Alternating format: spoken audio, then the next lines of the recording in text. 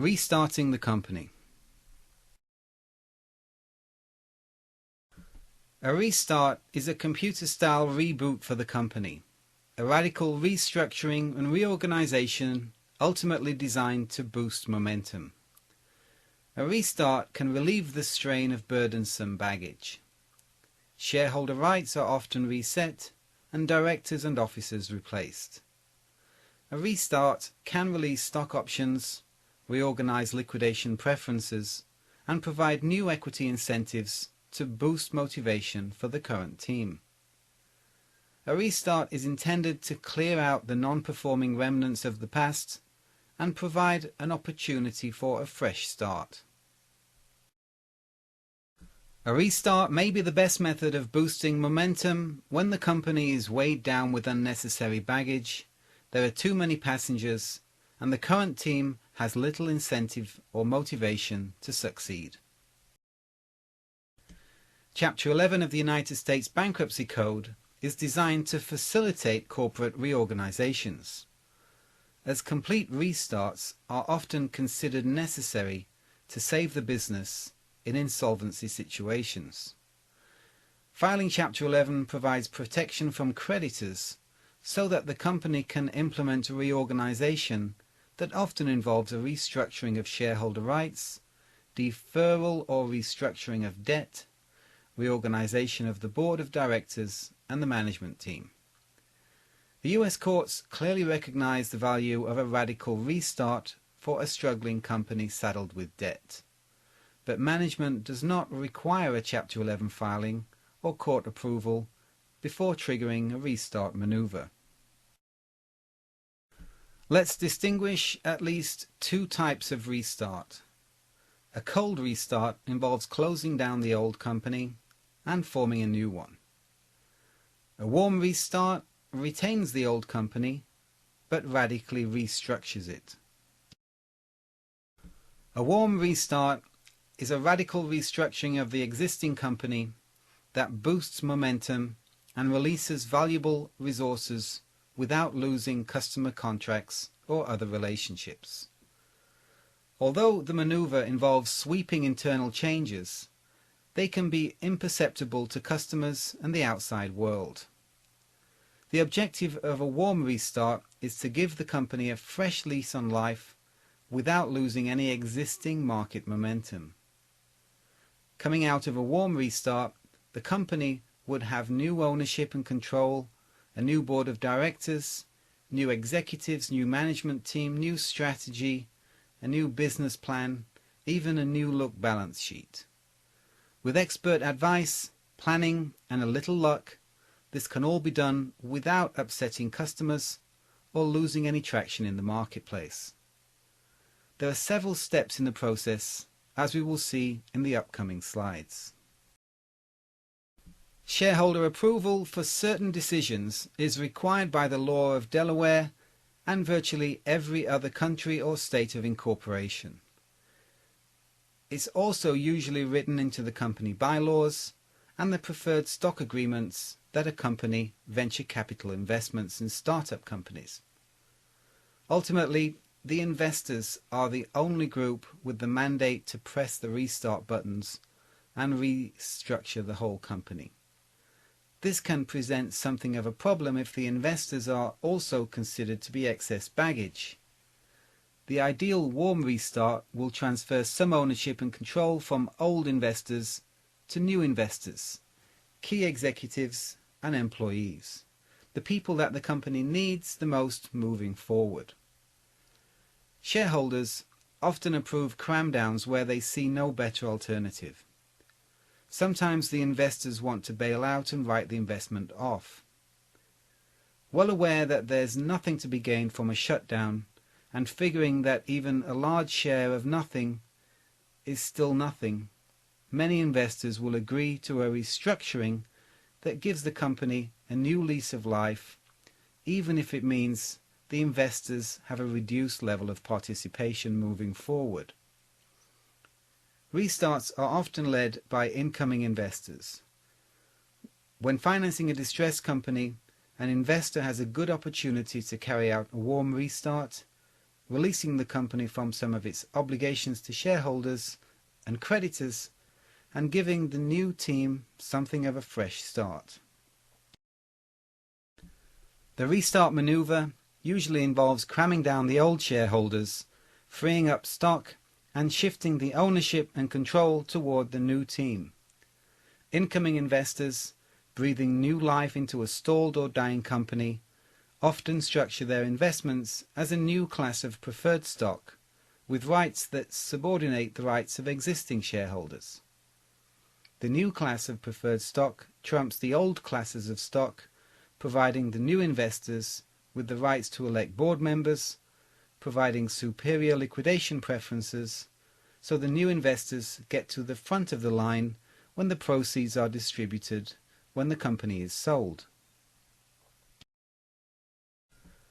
A new board of directors is certainly a decision requiring the approval of the shareholders. A change of board makeup can facilitate a significant change in corporate strategy. Board approval and support of new business strategy and new management is vital for the success of the restart maneuver. Venture capital investors normally ask for 1 seat on the board, sometimes 2. After several rounds of funding, the board can accumulate a number of investor representatives, each with his or her own perspectives and agenda. Inertia can set in, existing board members can become reluctant to change, and it's often impossible to implement a warm restart without making radical changes to the board of directors. Early round investors and their board representatives are often considered excess baggage. New investors will often make their investment contingent on a restructuring of the board. Their investment is conditioned on having the new investors' representatives sit on the board and having some or all of the existing board members replaced. The warm restart is designed to boost momentum by shedding excess baggage. It's not a necessary part of the maneuver to draw up a new strategy, but with new ownership and control, it's normally a good time to make minor tweaks or major changes to the strategy. In fact, when radical change is required, the warm restart can be carried out in conjunction with reinventing the company, a radical momentum maneuver covered in a separate slideshow. We've seen how a warm restart can involve issuing new classes of preferred stock, a new stock option pool for employees, and a realignment of the share structure. These are all reflected in the balance sheet. But a restart is often an opportunity to renegotiate terms with creditors and restructure the company's debt burden. When a company loses momentum and progress grinds to a halt, it's just a matter of time before it burns out of cash and heads for shutdown or bankruptcy. Savvy shareholders and creditors are aware of this and are sometimes prepared to make sacrifices to contribute toward the success of a warm restart process. If the existing shareholders and creditors are reluctant to give up some of their rights, merely to boost morale of management, their attitudes can change when an incoming investor makes the injection of new capital contingent upon a subordination of existing shares, writing off or deferral of debts.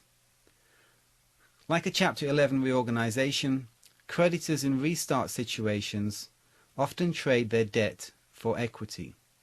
If the company shuts down, the creditors of startup companies usually find there are very few assets to liquidate and little chance of their loans being repaid. So it's not unusual for creditors to decide that it's in their interests, as well as the other stakeholders in the company, to write off debts owed by the company, converting their debt into preference shares, common stock, or other forms of equity. In a distressed situation, the share structure and the liabilities on the balance sheet can sometimes be restructured, shedding baggage from the past and lightening the load for the existing team. A warm restart doesn't necessarily require changes to management, but it's sometimes more effective to have a new strategy implemented by a new team. The old team may not have the appropriate skills, or it may simply be resistant to change. Often an incoming investor will demand these changes. Sometimes they demand sweeping changes like a new CEO and management team. Other times the changes they demand may be relatively minor. The whole idea of the warm restart is to shed some of the baggage from the past and give a boost to momentum. To make this effective, it's vital that the team is upbeat. It's important that the employees are not demotivated and downbeat as a result of the changes in management. Sometimes this means making no changes at all. Other times it means making a clean sweep, bringing in new blood and energy to the management team. Stock options are what attract many team members to a startup, but after several rounds of funding, the options issued to founders and employees don't provide much of an incentive for the individuals to stay with the company or drive it forwards. Stock options are not much of an incentive if they're worthless, and the employee knows that it's unlikely they'll ever have any value. This is often the case after the company has closed several rounds of funding, as the employees have to stand in line behind the external investors when the company is sold as a result of the liquidation preference provisions. The employees get to share in the remainder after the investors have had first pick of the spoils. In many cases, this means the employees coming away with nothing when the company is sold. As a result, the stock options held by employees in many private technology companies are sometimes worthless, whether they're vested or not. To provide an incentive to employees, the shareholders often agree to a carve-out for the active common stockholders. A percentage of the proceeds from the sale of the company, say for example 10%, is provided to management and the currently active employees. This means that the employees effectively push in line ahead of the investors when it comes to dividing up the spoils of a company sale. This can provide a major incentive for employees and can be instrumental in boosting momentum. Reorganizations, restructuring, layoffs, and change in strategy can create unease, harm morale, and slow momentum. To gather momentum coming out of a warm restart, a series of motivational sessions may be necessary to rally the troops. At a minimum, a staff meeting is going to be necessary to announce the changes in strategy and answer questions from employees. The team should come out of the internal relaunch meeting in an upbeat frame of mind, enthusiastic about the company and its new strategy, clear about the route ahead and the role that each individual has to play. An upbeat team that understands the new strategy, that's enthusiastic about the company's direction and confident in the company's chances of achieving its milestones, will be able to spread the word to customers and can be very instrumental in boosting the company's image in the marketplace. Now that we've covered the steps in the warm restart, where the reorganization takes place behind the scenes, out of the view of the customers, let's turn to the cold restart. As we mentioned before, this is a radical maneuver involving shutting down the old company and forming a new one. Shutting down the company is certainly radical. It certainly slows momentum, and a warm restart is usually preferred over a cold one. A good time for a cold restart is when the company is weighed down with unnecessary baggage, there are too many passengers, the current team has little incentive to succeed, and a warm restart is not possible. A warm restart may be preferable, but not possible because the shareholders of the old company don't approve it, or the creditors won't agree to defer or write off debts. Cold restart is a corporate reincarnation that involves shutting down the old company, forming a new company, and starting over. The cold restart involves killing the old company and performing a reincarnation, forming an entirely new company. However, launching a new company is a difficult and time-consuming undertaking that often involves rebuilding every component of the business. Restructuring and relaunching the old company through a warm restart can be a much less painful way of achieving a similar result. A cold restart is a delicate legal maneuver that requires expert legal advice to ensure that the steps are taken in the correct order. It's important that the officers and directors' duties to the old company are not compromised. The CEO and directors of the old company have a duty of care and duty of loyalty to the old company until such time as they leave and take up roles with the new company. Having the same team running two separate companies at the same time can be a recipe for litigation. The interests of the shareholders of the old company have to be taken into consideration. When shutting a company down, it's always good advice to aim for an orderly shutdown process where creditors are paid in full, rather than a bankruptcy where creditors are left holding debts. This is certainly true when orchestrating a cold restart. Although a cold restart involves forming an entirely new company, the creditors, shareholders and employees from the old company are not going to disappear, and the court can insist that their interests be taken into consideration. The final shutdown involves filing for dissolution of the company with the state of incorporation. However, many companies are not dissolved for some time. They effectively remain dead but not buried for several years. Businesses that are insolvent can seek protection from creditors while they attempt a restructuring.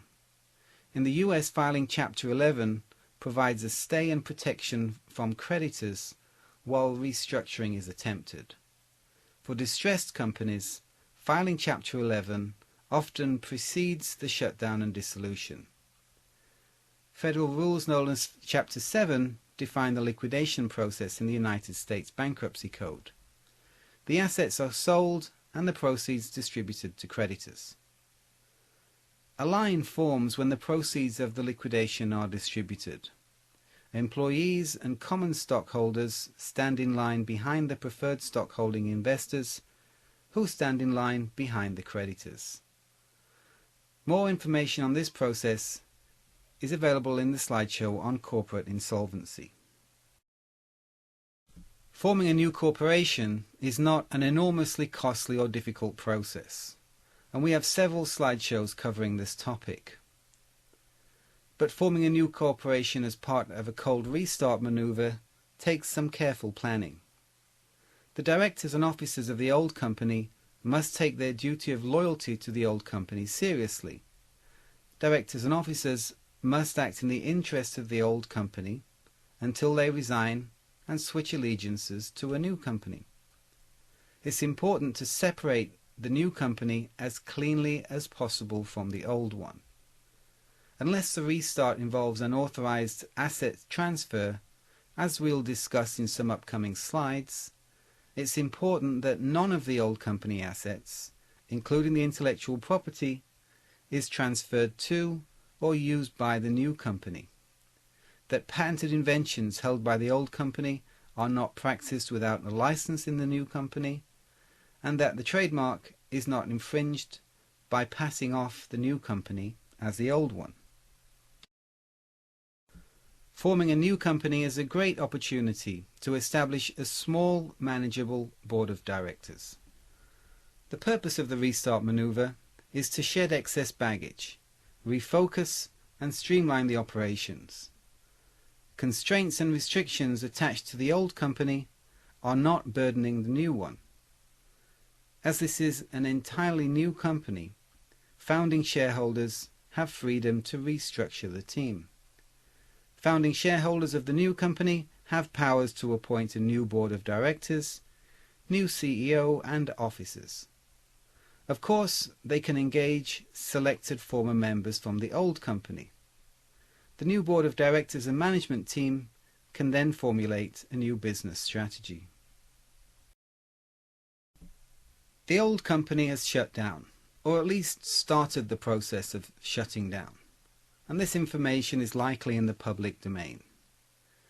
If the new business involves approaching the same market and customers as the old company with some members of the old team, it's important to address the negative momentum and concerns about the old company shutdown. As this is a new company, new branding, logo, core messaging and corporate identity all need to be designed. As we mentioned on previous slides, it's usually important to avoid confusing the new company with the old one. A launch in the marketplace is necessary to generate a positive image and momentum around the new company. It's important to quickly generate positive momentum, propagate positive messages, spreading the good vibes, encourage an upbeat team, plot the route ahead, and engineer some early wins, as the relaunch works best when accompanied by positive news and reviews. People will surely refer to the problems associated with the old company, but you need the team and the whole market to differentiate the old company from the new one and get excited about the new company's buzz and look to the future instead of the past. In the process of a cold restart, assets are often legitimately transferred from the old company to the new one. These assets include the products, stock, all forms of intellectual property, including software code, patents and trademarks, fixed assets such as office equipment, and contracts such as customer agreements and office leases. Anything of any value can be classified as an asset and transferred to the new company. There are several different scenarios that can lead to assets being legitimately transferred from the old company to the new one. Perhaps the assets were offered by the old company as security for a loan or investment. A bridge loan lender or other investor in the old company takes ownership of the assets when the old company fails to repay its loans or meet the obligations it agreed when accepting the funding. The assets are legally transferred to the investor or lender. They then form a new company, transfer the assets in, and perform a cold restart. Perhaps the assets are sold to the highest bidder. An important part of the shutdown process for the old company is to liquidate the assets and distribute the proceeds to the old company's creditors and shareholders. The new company may bid the highest price and acquire the assets from the old company via the liquidation process and the auction process. Another option is a corporate spin-out. In the spin-out process, the new company is created as a clean investment vehicle by the old company. Investors will more readily invest in a company free of baggage from the past. The old company is not dissolved, but continues to hold shares in the new company. The new company is effectively spun out of the old one. Investors in the old company continue to have an interest in the new one, in the spin-out maneuver, and it's more likely to attract funds and is relatively free of lawsuits and other baggage from the past. So, a cold restart can involve an asset transfer where the new company legitimately acquires the assets from the old company. The new company may not be burdened with the old company's liabilities or any other baggage from the past, but may have a better chance of generating market momentum as a result.